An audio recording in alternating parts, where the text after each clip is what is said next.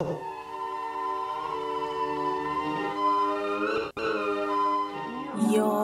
daily hour with me. Hey, it's the program. It's your daily hour with me. Here we are. It's Friday, and it's day 140 something of the program. What happens here on the machine? We turn on the machines and we start talking. And we talk for 1 hour, and that's what happens. Here you go. We're here. What's your name again? I forgot your name. What's it? John. We're here with John. Is it? Nope. Keep talking. Let's see. Testing. Oh, there it is. Okay. Seems quiet though. All right. Oh. Yeah, I'm a little bit loud. I'll hold it back. Is it? Wait, I can't. Wait, try to talk right into it. Okay. Sure enough. Oh. Right about there. I don't know. I don't know if it's working. I can't hear it. Can you hear it? Oh, there it goes. I think I hear it. All right. I think you're on now. Yeah. You're a great engineer. Yeah. We're starting off from the. Well, that's part of the program too. Starting off the machine. Yeah, I like this equipment. I think I saw this in a old black and white movie. Yeah. Yeah. So we got the video cameras. We're gonna do the video switching. Yeah. Yeah. Sure. You've got robotics. Yeah. Yeah. You're high tech. We do stuff like this. Those are VHS cameras, aren't they? Yep. Well, that's all you need really for this type of thing. Yep. Oh, and you've got a little graphic you can play with. Video camera, graphics, we have effects. Since I shaved my mustache, what's up of me? Oh, when did you shave your mustache?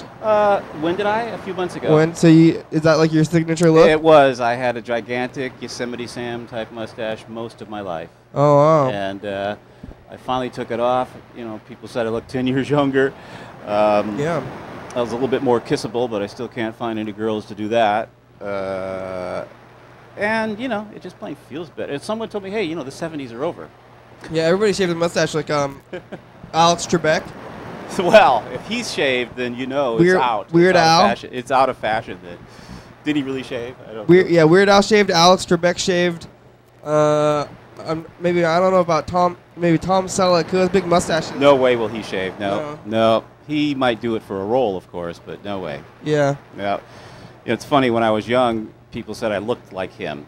He's not that much older than me, but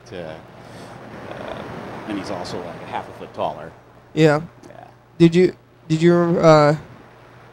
When did you get your mustache? Actually, of course, you young people wouldn't know this, but there was a time when there was strict dress codes in high school, and I was able to break the so-called beard barrier. I was hairy early in life, and I showed up for my senior year in high school with a beard and mustache, and my mother more or less dared them to make me shave. They were afraid of a lawsuit, so they didn't. They were afraid of a lawsuit? Of course, yeah. And the next thing you know, because in those days girls couldn't wear pants or slacks to school. They had to wear dresses, and all the rules went out the window in 1969, 70. And I like to take credit for it, at least in San Diego County. You were gonna do a beard lawsuit? Yeah, well, I don't know if we really would have, but Yeah. It was a sort of a dare to them, and they just left it alone, and that made all the rules break down. That'd be pretty funny, because then they'd argue. They're like, "Why? What's wrong with the mustache?" And they'd have to be like, "Mustaches are disruptive." Right, exactly. I mean, of course, that's what they say about, everything, fashions and so forth. Yeah. It's still a subject you see today in the school. Seems like. Yeah. Keeping up with the Joneses, the richer kids wear better clothes. Yeah. Puts pressure on the kids that aren't as rich, and yeah. Bit, but oh, yeah, I never heard about that. Yeah, and that's kind of one reason a lot of schools want to go to uniforms, is that everybody is on the same playing field. People get made fun of for dressing weird. Yeah, well, exactly. Incorrectly. Or not you're not well enough. I was in the 6th grade. I was sent home for having patches on my blue jeans. Yeah, that kind of thing is in now, though. Yeah, well, see, mine wasn't in. My mother was just poor. Yeah. And so you made jeans go as far as they could, or any clothes. After maybe the late 80s and the 90s, I think the trodden is fashionable, so then maybe the rich people are trying to dress like the poor people anyway. Sure, exactly. That's and cool. and they do try to control fashions, or at least they used to. I don't know what's going on in schools anymore. doesn't seem like much of anything. Yeah. Especially education, but who knows? I've never seen any. Yeah. Oh, so you got a little prompter here. People email you while you're on the air, huh? Yeah, they can call in, but they can't call in live though. They don't know what time the show's on, but they can call in. They leave messages. I see. So yeah, you can call in. I have a sign. Where's the sign? Yeah, so they don't really know who your guests are. They just call in and see if they're interested, huh? Yeah, they can call in. It's pretty. It's up and down. I mean, it's a haphazard kind of thing here. Yeah. We don't have that much planning. Well, you know, it's kind of cool in a way because it's off the cuff. It's live, even though live to tape. Hyper live. Yeah, and even your viewers don't know who's on the air when you're actually shooting. Yeah. That's good. I like that. They find out a week later. Sure. So they call up or email a message, and they say who's on and things like that. Yep. Does anyone have a question for me? Well, let's check the messages. We can see what they are. We got one message from Dan Dobler. Dan Dobler is he's a guest that we have on the show a good amount of times, and he I don't know, he calls us a lot and he says kind of weird things sometimes. So you can call him too later if you want. That name is familiar, to tell you the truth. Well, he's Freddie's uncle. Freddie's uncle. Freddie Dobler. Well, See? that's why the name's familiar. Okay. Yeah. That's why it's named. So Freddie's uncle. Listen to it. Hi, Kenny. This is Dan Dobler. Just coming Wednesday, I may not be able to get a ride. I may not be able to get a ride until 4 o'clock. That's fine. And so I'm wondering if we could have a later taping than usual. Later taping than usual. I may be able to get there earlier, but I may be able to get there until a little bit after 4. But anyway, I'm sure we can work that out. But I'm just going to let you know. Bye. All right. So he sounds like he's been coming, but he's been questioning whether he wants to continue to be on the show or not. Right. Well, you don't want to have the same guests all the time. Yeah. Well, I don't. Sometimes I have no guests, so I'll take anybody I can get. That is bad. Yeah. Yeah. Well, you probably have a message on there from me because I couldn't find the place, so I did leave a message. So scratch that. Oh, you don't want to listen to it anyway? You can if you like. Freddie transposed the. Unless you don't want people to know where you are, because I put the address in my voicemail. Oh, you did? Yeah. I said where I was, which the numbers were transposed, so I was a block off. So. I don't. It's up to you. We can listen to a little bit of it. Didn't understand the words you said. If that was Kendrick, this is John. Yeah, you can't understand it. There at your house. Yeah. Well, that's. You think the messages are kind of crazy? Is over the phone you couldn't hear me, or? Yeah, I couldn't tell what you were saying. Really, yeah. Not very well. I think you talk a little bit too fast, maybe. Talk too fast. The phones are also going through the internet and through the boards here, so it's all. It starts deteriorating the more it goes through. Yeah. Yeah. Sure. It's part of something that happens on the show here. Can I save your number? Sure. Go ahead. We'll call you later. Hey, do whatever you want. Yeah. Yeah, we do the show every day, and then I end up not having a lot of people to call sometimes. Yeah. You could always call me, and if you've got somebody and you think I might have something interesting to ask them. Yeah. So what do you do? Well, actually, I'm sort of semi-retired, Uh-huh. and you're probably wondering how I'm interested in video and so forth. And I started out about 30-some years ago as a dime novelist writer. Oh wow. Yeah, I actually sold my first book for $50 when I was 24 years old. Wow. All the rights, yeah, and the price kept going up. I wrote about 26 dime novels that I sold, all of them, all but one set of 5 to a man in England, and he bought, and I wrote them under pen names, and they were real bad. That's why I used a pen name, and I was practicing because I thought I wanted to be a writer. I still struggle at it. And I got into acting a little bit, but I mostly did voiceovers. This would be in the San Francisco Bay Area, San Francisco in the late 70s, mid to late 70s, and into the very early 80s. What did you voice over? I voiced over mostly radio commercials. you know, Manwich sandwich, different local restaurants, Hondas. You did Hondas? Yep. That sounds like big Actually, I was in an actual television commercial for Honda and one for Buick. I didn't have any lines, but I was the driver of the vehicle, and wow. one quick. Because you had a big close-up. mustache. They trimmed it. Oh. They trimmed it. And, you know, Hollywood is very sneaky. The Buick commercial, I was about, maybe 30 years old, 31, and they wanted to give the image of an older man, so they dyed my hair salt and pepper and my mustache white. Ooh. Yeah, so instead of using a person who actually was 40-something, they used a 30-year-old because they wanted him to look younger and yet have the image of a 40-year-old businessman. Oh, they're sneaky. What a trick. Yep. Of course, they can do, this is before they had computer, you know, they used makeup then. Mm-hmm. So they can do that now without makeup. But that's how they trick you. That's one of the ways they trick you. Yeah. So, you know, because they were trying to appeal to an older crowd for Buicks. And, but they didn't want someone who looked older. That's a big deal. Yeah, it was kind of funny, but you know, and plus the female companion was supposed to be much younger than me. Actually, I believe she was older than me. Whoa. Yeah, but my contemporaries then were Tom Hanks and Danny Glover and Annette Bening. These are people that I sort of hung out with and took classes. You met those people? Oh yeah, Tom Hanks was a bellhop when I was a cabbie in San Francisco. That's how I paid my way in life at the time. You still know those people? No, not really. I exchange emails with Tom very rarely. Last time was maybe a year and a half ago. Tell them about the show. Tell him about the show, yeah. Okay, I will. I'm still trying to sell him scripts, so after I get my thing in, I'll mention your thing, okay? Yeah. Of course, he does television now, you know. His studio is called Playtone Productions. I think he produces, I wish I could tell you the name of it, but his son has a TV show. He's a detective of some sort. Yeah. I think I saw that show. Yeah. Colin Hanks something, right? Right. And Playtone is either the producers of that or they have something to do with that. Oh, that's pretty good. Yeah.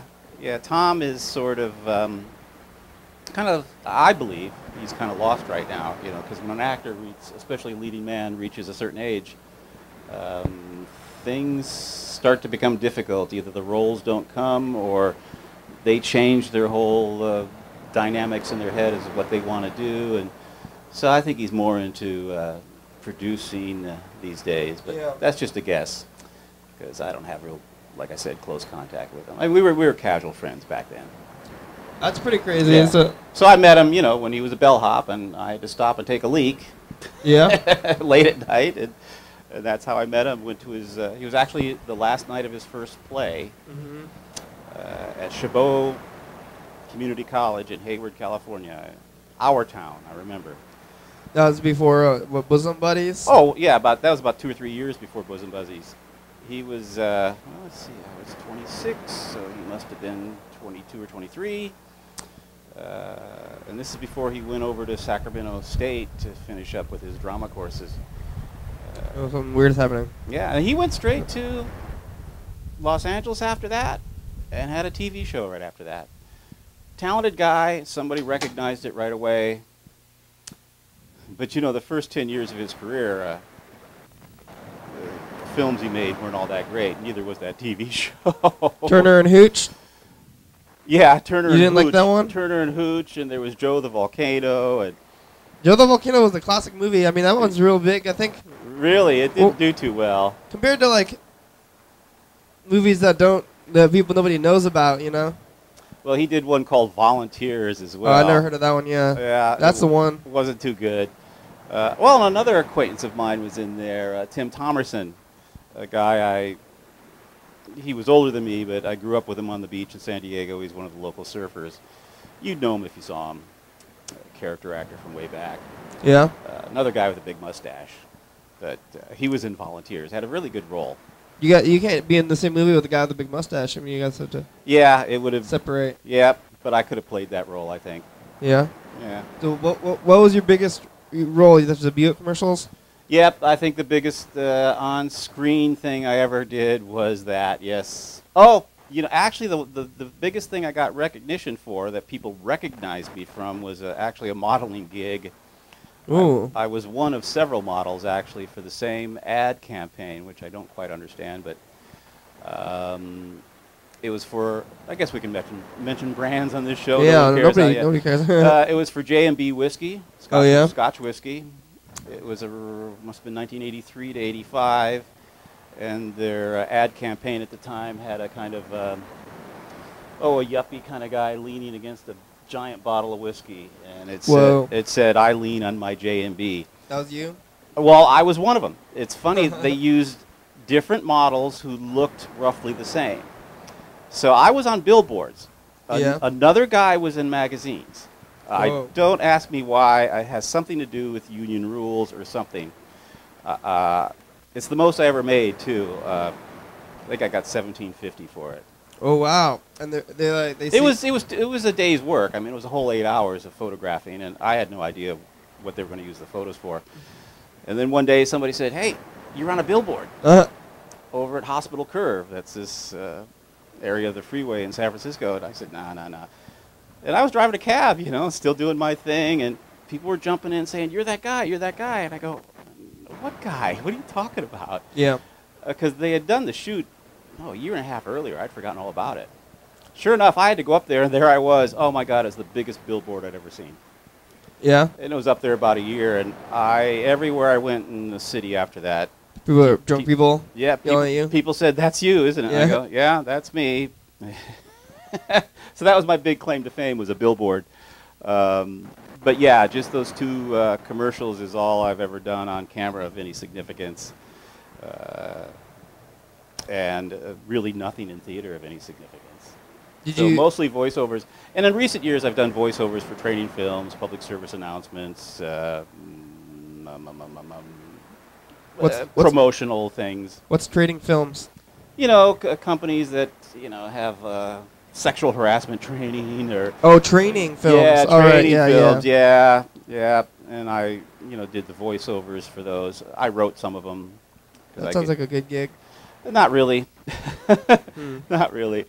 So I do a little, I shouldn't say I do because I don't have any current clients, but I've done some editing. People turn their things that they want to try to sell, books, articles, and so forth. Writing, editing? I've edited them for their grammar and continuity and so forth. Oh, yeah. Yeah. That's good. We don't have any continuity on the show. Can't do any editing. Well, I've even done a number of Greener's term papers. Now, I didn't write them. I just checked them for errors and made suggestions on how to move the paragraphs around and so forth like that. Nothing illegal. Perfectly legit.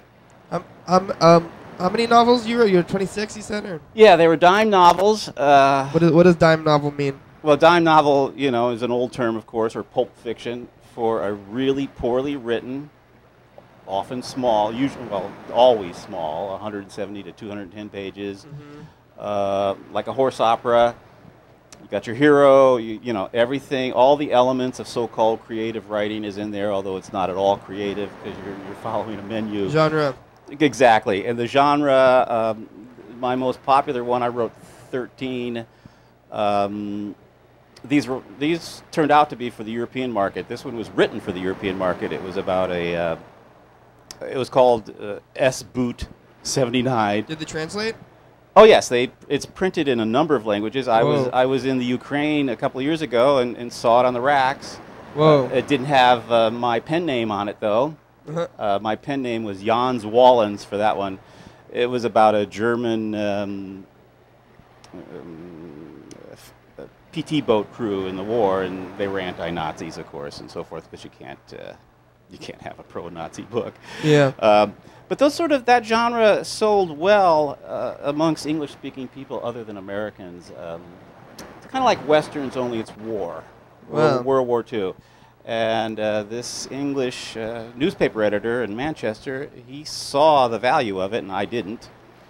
And he made a few bucks on it, and then I think it was he either sold it or was stolen from him. But in Eastern Europe and in China, all the copyrights stolen. Oh, the computers are freaking out. I don't know what's going on with that.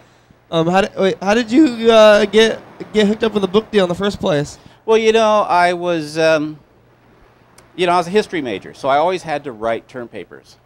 So that's how I got into writing. Plus, I got into the whole historical. Almost everything I write has some historical significance or place and time, correct. And I just needed a hobby to get my mind off of things, mainly this girlfriend that broke my heart. In fact, she still has my heart. I wish she'd return it. I don't know what girls do with those things. They take them, and I don't know if they eat them or what they do. But well, you know, I just had an EKG the other day. Doctor wanted to take a check, and the technician check your heart. Yeah. Well, the technician couldn't get the machine to work, and I said, "Well, that's because I don't have a heart anymore. My girlfriend took it 40 years ago, so you're going to have to call Mountain View, California, and see if you can get it back." Yeah. So, anyways, it was a hobby, really. I just wanted to see if I could do it, and I wrote like 3 of them before I finally sent one off. At the urging of an Irish friend. Yeah. He had me send it to several different newspapers in Britain and Ireland, and got a phone call. A guy bought the first one for $50. Yeah, that's pretty good. And I eventually moved up. Well, in those days, I paid $100 a month for rent. Oh yeah. And I could write one of these in 1 week of part-time writing, and. I think I sold my last one for $500, which was a huge. Well, that was when rents were up to $500 a month. So that would be about the early '80s, and then I just quit writing them. In fact, I kind of disappeared off the map, and no one could even find me. Did they want to find you? Well, if they did, I never found out about it. So I'm sure there were some people looking for me, but not to buy anything from me. You don't have any fans out there who read all 13 books or something? No one no one knew it was me, because one set of books I wrote under that pen name, another pen name I used for, well, this is called Buffalo Soldiers. That was John T. McGinty, and I've written under the name of Cadle St. Stevens, Jack Youngwolf, what were my other names? God, I've used so many, I've forgotten them, because I knew I was bad, and I didn't want to write anything under my real name. It ruined my resume. Yeah. So I didn't start using my real name until much later. You think you ruined your resume? I think you can put everything on there. Well, to this day, I'm surprised I gave out those names, because I certainly have never done that publicly. Because I wouldn't want people to track those books down necessarily and say, "God, you wrote this crap." Oh. But crap sells. Yeah, I think I'm impressed by being able to write a book at all. It's not. You know how I did it is, each chapter I thought of as one short story. Yeah. And if you're writing a short story, you can see the beginning and the end, so you don't have to think 200 pages. You can just think, I'm going to write this one scene or this one chapter, and if it's 10 pages, 12 pages, whatever it is, then when you're done with that, write another one. And they don't even have to be sequential. Mm-hmm. At least that's the way I did it. Yeah. Different creative writing. If you're going to write, my suggestion is do not take a creative writing course, because they're going to try to pin you into their formula. Yeah. It's like any talent. I think you've either got it or don't, and if you have it, fine, take some classes and hone it, because no one's that great. And if you don't have it, okay, give it a shot if it's your dream. But if you don't see the talent real soon come natural, I don't think you're going to learn it. Not in the arts. Maybe in technical stuff, but not in the arts. So if you're not a good amateur actor, I wouldn't try to become a professional. Yeah, don't become a professional unless you try. You can keep trying, though. I mean, if you're an amateur actor, just keep amateur acting until you get good at it. Well, and look at the stars. I mean, a lot of them are really bad actors. John Whalen was one of the worst actors ever. Yeah. Kevin Costner, in my opinion, is just horrible. Yeah, what has Kevin Costner done that's good? That nobody likes Kevin Costner. Nothing, as far as I know. He's been in good films, but his acting is droll. Nicolas Cage, I don't. Oh my God! Oh wait, what happened? What is that? I want to call Freddie. I was just plugging in, but I didn't mean to actually press the thing. No, this is Freddie. We're calling Freddie. Freddie, yeah. I don't know if his mic. You might try to talk right, like closer to the mic. Okay. All right. I'm a little bit too loud. Now you're loud. Okay. I try to keep it back. Yeah, a little bit. Well, I've got a theater voice. There it is. Coaches loved it, but when you get on video, they don't like it at all. Oh, I think it's fine. I don't know what's going on. Hey, you've reached Freddie Dobler. I can't come to the I phone see right your now, phone but if you leave me a Yeah, he didn't answer. I'll call you back as soon as I can. Thanks a lot. Insane. Hey, Freddie. We're in the middle of the show. We're about 25 minutes into the show. I thought I'd call you. I told you I was going to call you so you can call back and you can talk to John here.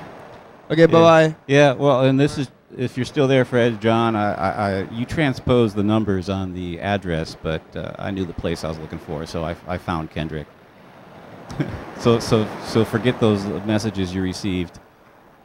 All right. So yeah, Freddie told you the address, but told you the wrong address. He wrote it down, so I have proof. Oh yeah. Yeah, he transposed the numbers, but I knew it was this place because this place is sort of infamous. Maybe not to you, but I guess it's infamous in the world. I don't even know. Well, I think, like I said, I've been to this particular building before. You lived here, so I think they always rent it out to artist types. Yeah, I've been here for a while. Yeah. Freddie's an interesting guy. I mean, your viewers know about Freddie. Yeah, Freddie is a producer. He produces the show. He does the bumpers. Yeah. Okay, and he's probably been a guest a number of times, I assume, Yeah, he's been on. We call him almost every day, too, so. Ah, okay, yeah. Have you ever seen the show? I've seen it a couple times. In fact, Freddie said, well, could you critique it for me? And I said, well, I think the first thing you need is a new set. Yeah. Well, this couch, this print clashes. Yeah. It's, you need a solid color for TV. Oh, yeah. For a couch like this. And you got all this stuff behind you, which is fine. If this were a solid print, that would show up better. Yeah. And right now, and I'm looking at the monitors, people can tell. So I'm looking at the two of us here. Uh-huh. Of course, in commercial television, we would sit closer together. Yeah. They like you in tight. Yeah. But hey, there's only two of us. And this isn't commercial television, and these wide shots get both of us anyway. Yeah, we do this. This looks fine. We can do this. Yeah. And I like the idea that you got all your equipment out. People can see it. It's a free for all. Yeah. And I've seen this show with 3 or 4 people packed in here. Yeah, we can get more people in and here. Somebody standing behind even. And yep. Yeah. No, I dig it. I'm just not quite certain how it works and how how many viewers you might have. But that's always difficult on cable access. Yeah, I don't know how many. I always say I have millions of listeners though. But sure, why not? Yeah, I never planned the show. I just turned on the machines and the stuff in the background, that was just there. And this was just the couch, and I had the couch. Yeah.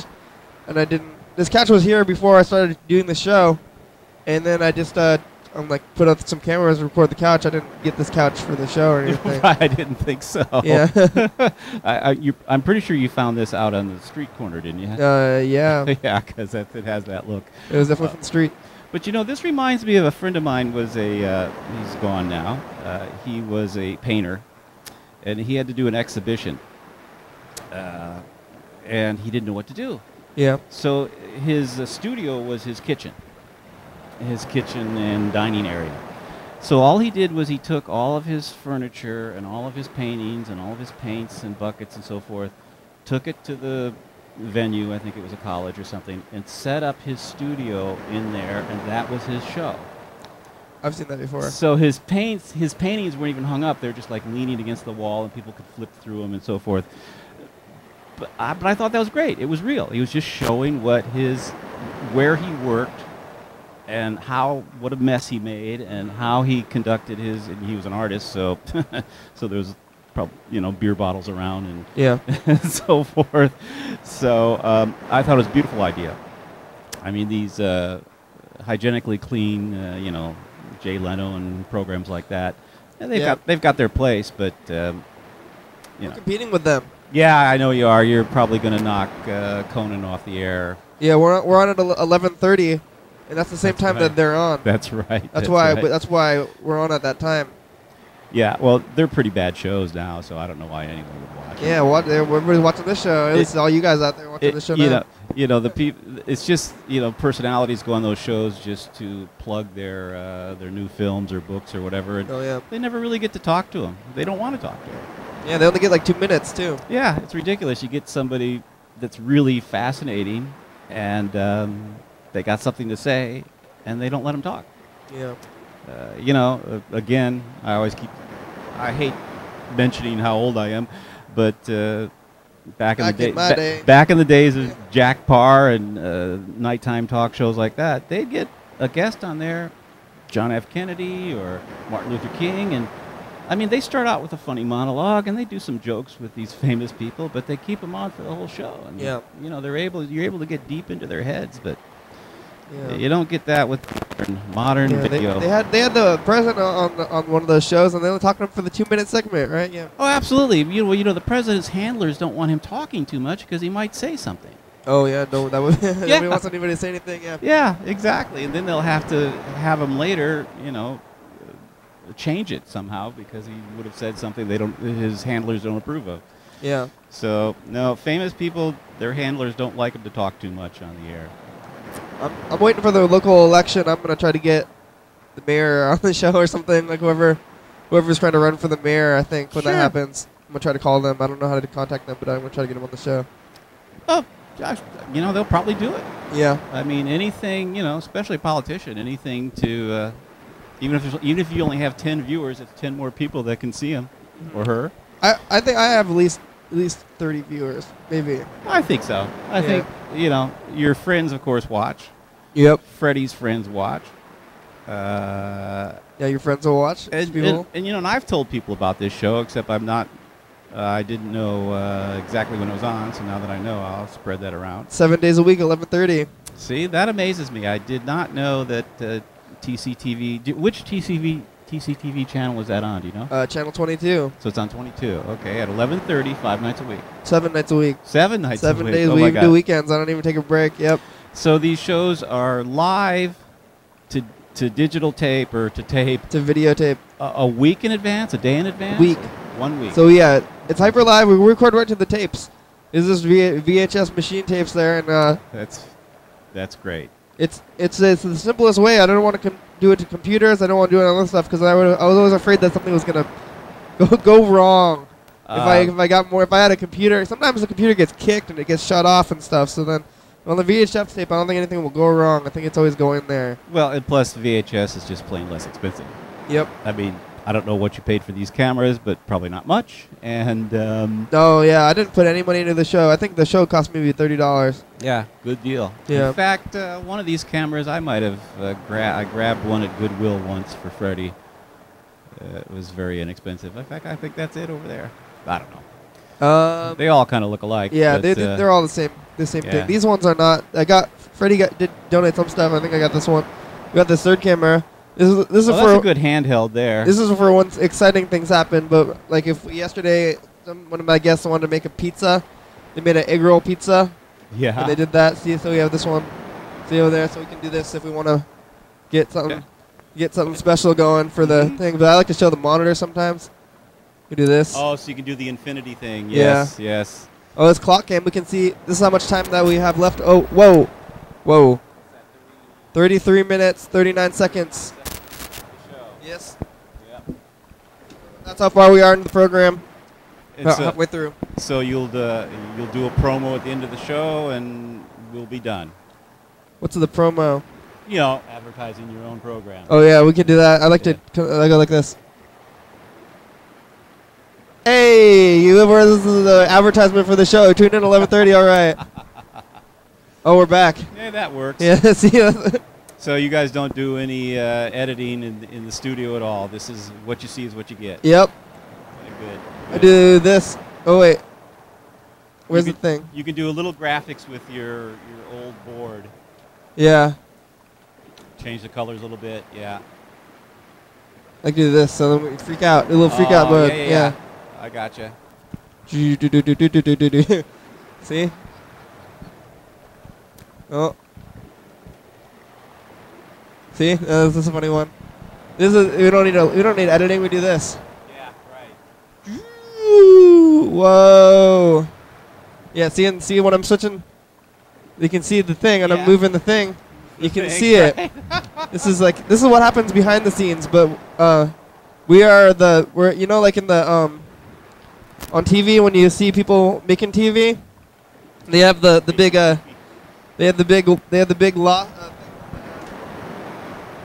all the monitors and all the boards and stuff, but that's what we're right here. See? Well, this is your switcher. This is the monitors. Nowadays. There's the switcher. And one of today's thing. It's an oldie, of course. I wouldn't have the vaguest idea where you got it, but Goodwill.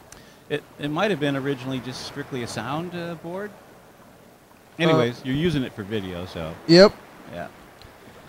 Oh, and this is a robotics for those two cameras? No, this is for the switcher. It does this. Oh, that's the positioner, see? Oh, for that little graphic thing. Okay. Yeah. I see. Okay. So we can do this. Oh, we can also bring in. Wait, I don't have any. Sometimes I also have a playback system. If I have another tape, I can play it in there. Sure. So if you were to get a, I don't know, say a struggling band here, they could bring a tape of their work, and you could show we could play tapes. We could play audio while tapes. You're interviewing them or so forth. Yes. Yeah, we could do any of that stuff. See, I'm gonna turn on this effect here, then we can. Is it? Screen now. Oh yeah. On screen. Where's the effect? There. Yeah. See, now I like to do this. I like to do this strobe effect where we move around, and then we're still there. See? Whoa. Oh, is this too much? I mean, you can just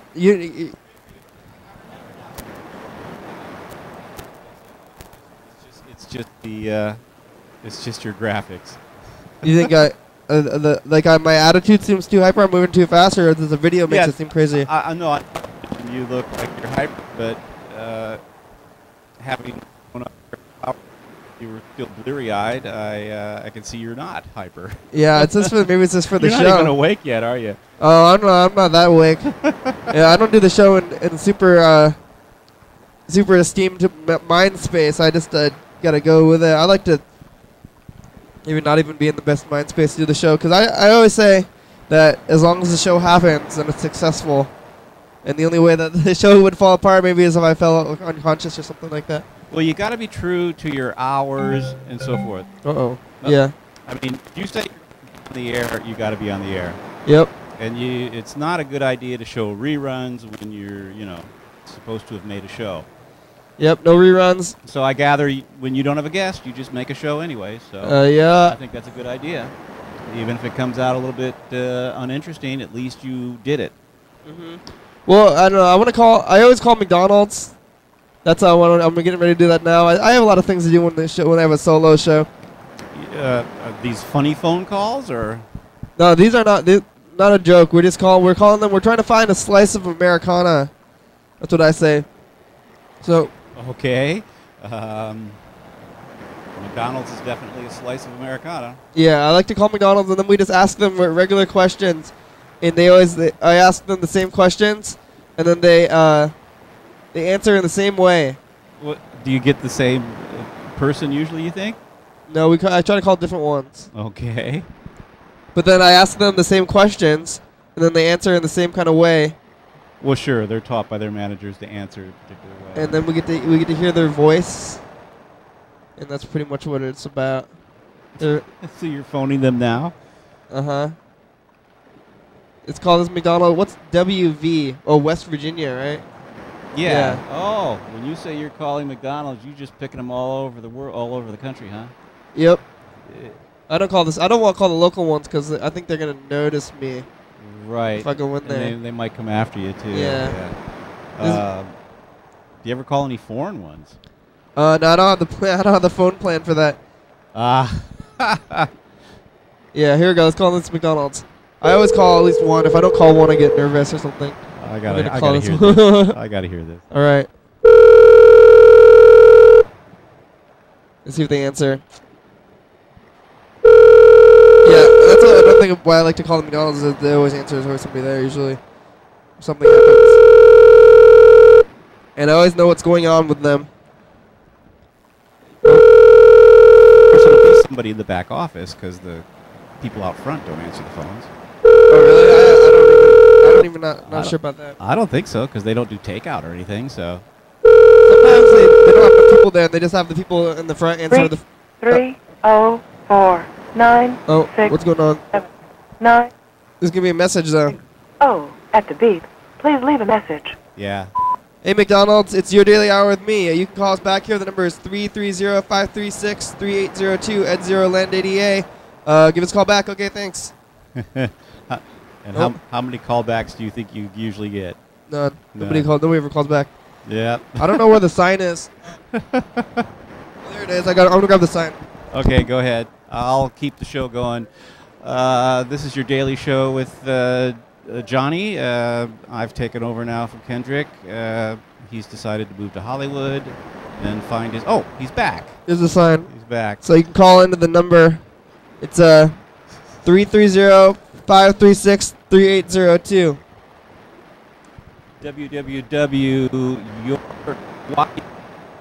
Your daily hour with me. YDHWM. .co.cc. Ed Zero Land ADA. That's Ed Zero Land ADA is like if you type in the number like a letter. You know? Okay, yes. You know how numbers are letters? Yes, yes. It's Ed Zero Land ADA. Yep. So we still get through doing McDonald's. But, you know, Do you have Tom Hanks' phone number? No, I do not. I have Playtone Productions phone number, but What's that? you know, his production company. It's in the phone book. You think that they'll sponsor the show? No, I do not. In fact, I would say with pretty much certainty they would not. Somebody I don't know. I'm kind of looking for sponsorship, maybe by I don't know what's going on with that. By McDonald's. If McDonald's wants to sponsor me or something, that'd be good. You know, they have Ronald. I don't really think they want Kendrick.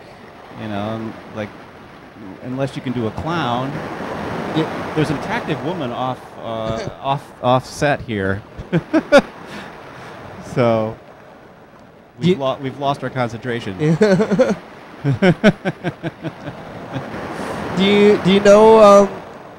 you know anybody who's doing funding for shows still? You know the people from your past there? No, not well, at all. modeling gigs. Can not, I not give at me all. a modeling gig? Nope, I don't. Everybody I knew in those days is either dead,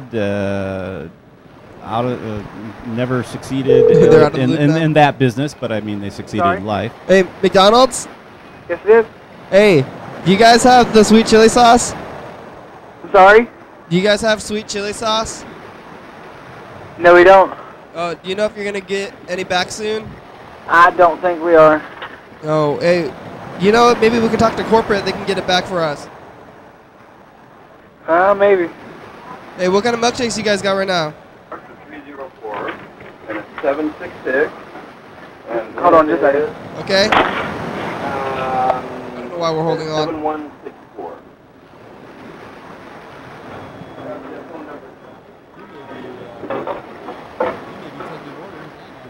Alright, now what was it you needed? Oh, hey, do you guys have the coffee milkshake right now? The coffee milkshake? We have a frappe. What's a frappe? It's like ice blended with coffee. Is there a milkshake in there? Can you guys put that in a milkshake? No, we couldn't. Oh, what if you guys give me both in 2 separate cups, and then could I just put them in the same cup after that? I'm sure you could. Okay. Thank you.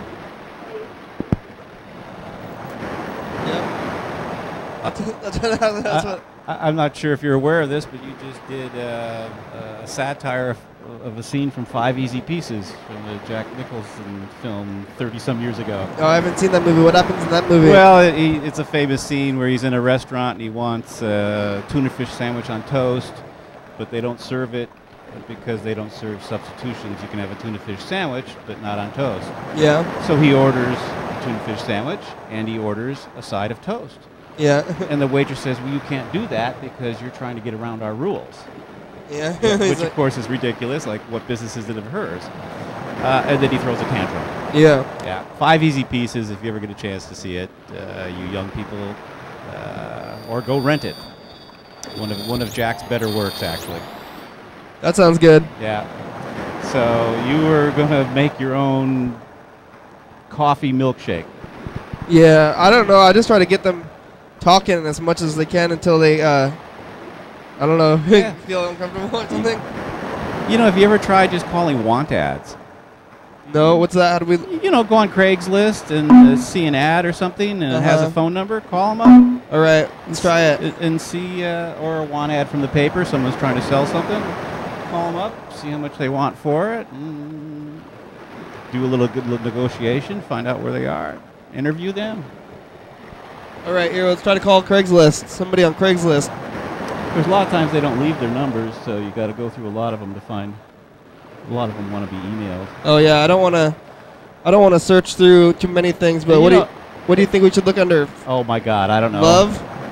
Oh, I think I'd be careful of that one. Sale for sale. Yeah, I think I'd go for something for sale. Seeing is anybody for sale? We're just gonna call these people randomly. Maybe, yeah, maybe. I don't know, a washing machine or something mundane. Oh, these are all cars or something. A lot of those car ads are professional dealerships nowadays. On computer desk set. That doesn't sound bad. Yeah, here we can call this guy. It's your show. Oh, this is. Wait, furniture. This might be a furniture store. Yeah, it looks like it is. Well, we'll call them anyway. Here we go. It's your show. I tell you, your daily hour with me. It's everybody's show. Here we go. Let's call it this furniture store. About 46 minutes. This is for a computer desk, huh? Yep. Hello. Hello. This is your daily hour with me. You guys have that computer desk for sale? Yes. Hey, what kind of computer desk is it? What do you mean, what kind of computer desk? Like, I don't know what is it? What does a computer desk mean? Is it a big one? Is it made out of wood? It's made out of wood, yes. The dimensions you can see in the ad. Oh, I see. Is this a picture that you took yourself, or this is a stock picture? This is a stock picture. This is exactly what you're getting. But what condition is it in now? It's brand new. We're wholesale. Oh, you're a store? We're a warehouse. How come you're putting stuff on Craigslist? It seems like you're a regular. I thought you were just a guy. No, we're wholesale. Oh, how much does that desk cost then? The price is everything's online. Oh. Well, I wanted to buy I thought maybe I could get a desk that was used or lived in a little bit. You know, I didn't want to get something shiny and new like that. I thought I was going to go to Craigslist and find something used. You guys have a... Well, you guys have a store? Anything used. Do you have a store that we can just go into maybe? Yes. We have a warehouse that you can go into, but we don't have anything used. Everything is in boxes. How much furniture do you have? Enough. Like 10? What do you mean? Do you have like 10 things or like 30 things? We have a lot of things. You guys have beds? We have beds as well, yes. What kind of beds? All kind of beds. Hey, do you use the furniture from your warehouse in your own life?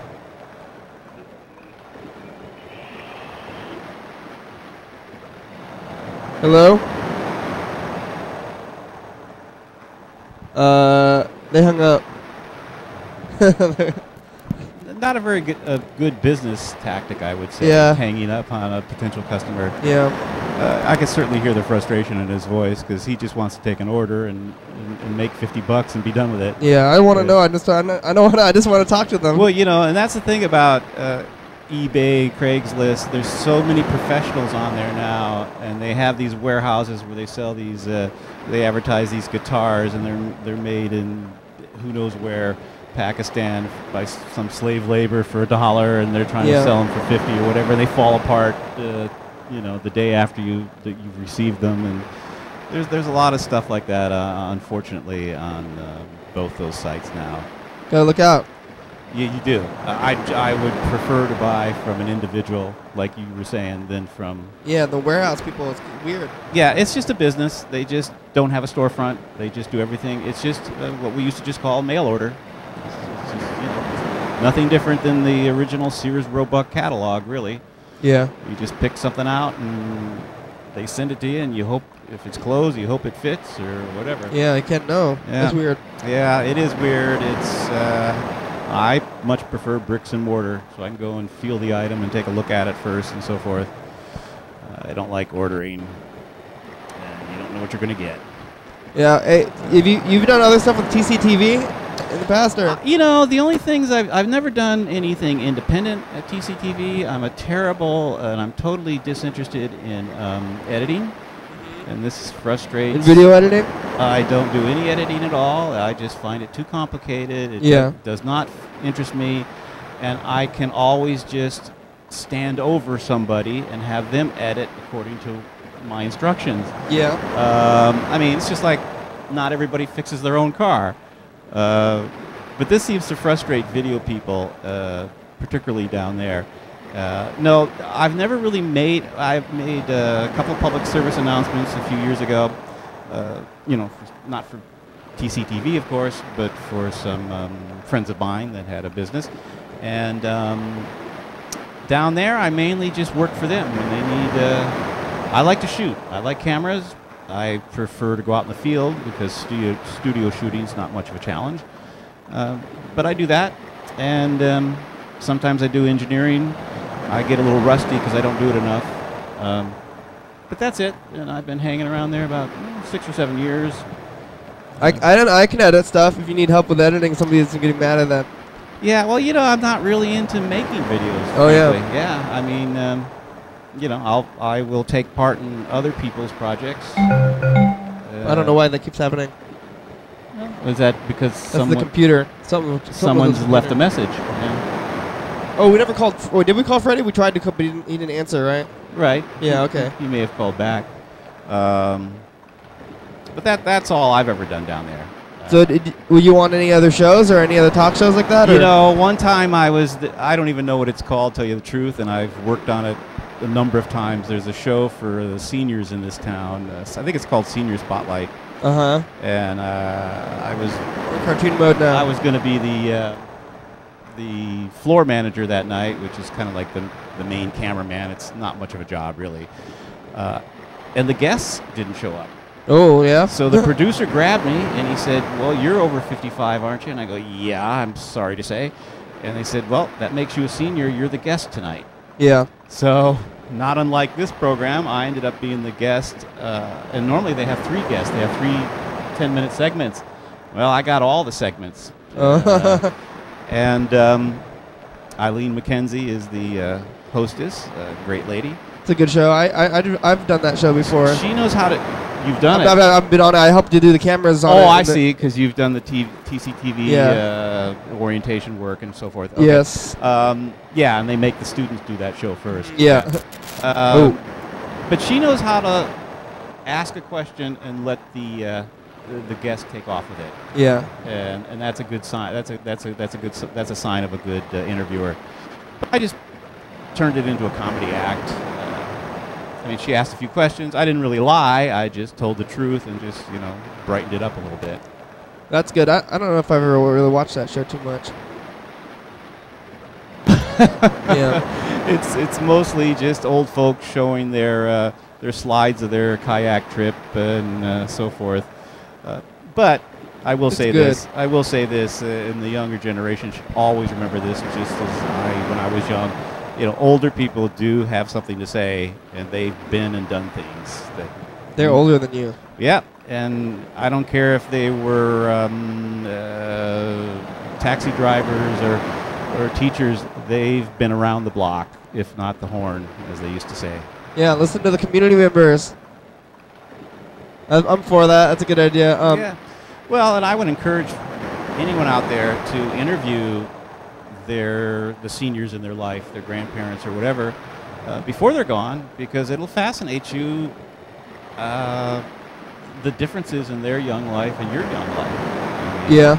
I was shocked when I interviewed my grandmother many years ago, and you know, she remembers the time before. Of course, she's dead now, but she remembered the time before automobiles and, of course, refrigeration.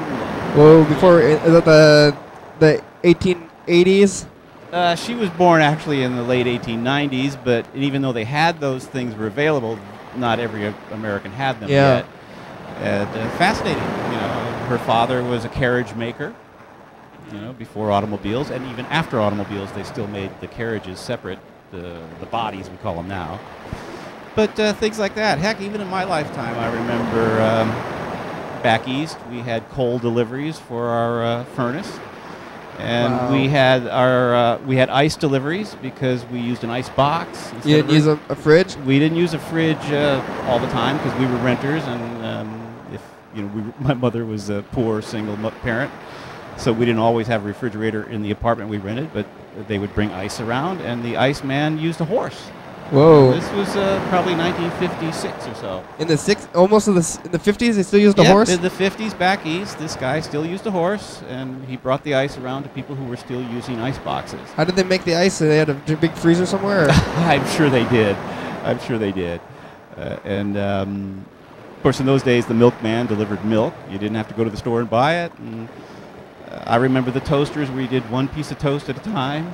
Oh wow! And, you know, you had to turn the toast over to do each both side? sides. Yeah. Oh wow! Yeah. And so just in my lifetime, there's been huge changes that. Yeah, TV is there's no TV on before.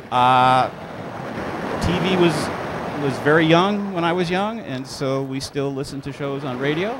Yeah. You know, Gunsmoke and the Dragnet and the popular shows. And even when TV was on, they were on both radio and TV.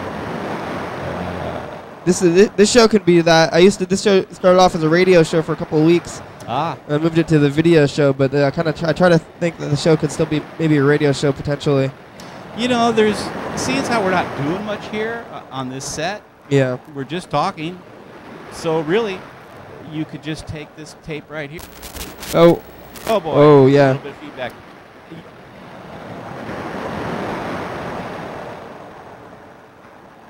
I think your XLR cable is. Oh yeah, you just gotta find a hold on. the end of it is fell out. I think. Oh yeah, there it goes. I think it's working now. So yeah. Oh. Why don't I just take my hand off? And there it goes. Yeah. Okay, I'll try not to move it around. I think we might have lost a couple sentences from you. Big deal. Yeah. I hardly have anything to say, anyways. Oh yeah. Oh. It's all. Yeah, I gotta move this thing. It's my theater voice again. We're down to with the last 3 minutes of the show. Yeah, it's time to do your promo. The finale. What's the promo? When I tell everybody what to do? Yeah, tell people who you are, and what you're doing. Yeah. And encourage them to phone or email questions. And okay, here's the promo. And if they think they're interesting, have them call and say, "I think I'd make a good guest." Yeah. Your Daily Hour with me. You call into the program. Oh. Yeah, look out. The number is 330-536-3802. Ed Zero Land ADA. We're doing the focus. The cameras are doing the autofocus thing. Yeah, the autofocus. Yeah. So 330-536-3802. www.ydhwm.co.cc. You can do that. You can call or you can text the program. And then after that, we get them on the machines here, and then we check the messages, and then we can see that you've called, and then we call you back.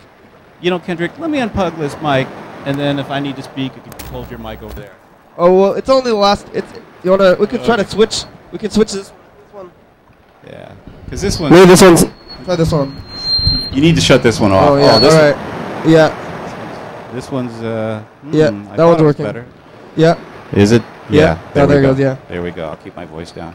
Yeah, that one's got problems. Yeah, that happens a lot on the show. Stuff goes crazy. Sometimes stuff gets kicked out. It was actually pretty much so far it was a good show, and as far as technical stuff goes, we were better than normal. Really? Yeah. Really? Because I do hear a lot of static. I don't know if they're going to get that at home or not, or if we're just getting it from the. That's the ocean. See? Oh, you mean you put that's supposed to be an ocean sound that you put in there in the. That's the ocean. Oh my God, that's the ocean. It's not the ocean. That's static from this equipment. That's what it is. It doesn't sound like the ocean to you? No. Well, I thought other shows are too quiet. I don't. Well, I don't know. You'll have to, talk to your producer about this. Yeah, Freddie. Yeah, ask Freddie. When you're flipping through the channels and it goes to this, it's like, so then. So you think that's going to get people to stop going through the channels? Or Yeah. See, I think they'll just go right on by when they hear this. Oh, they'll be like, oh, I don't want to hear that ocean. Yeah, I don't want to hear all that static. I would. I mean, I like the ocean, so I think I would be into it maybe if that happened. Well, it's your show and Fred's. So It's everybody's show. That's what I try. yeah. Well, it's the end of the show. It's in a second. Bye-bye. That's right. Your Thanks for having me, Kendrick. Thanks, Freddie. Thank you.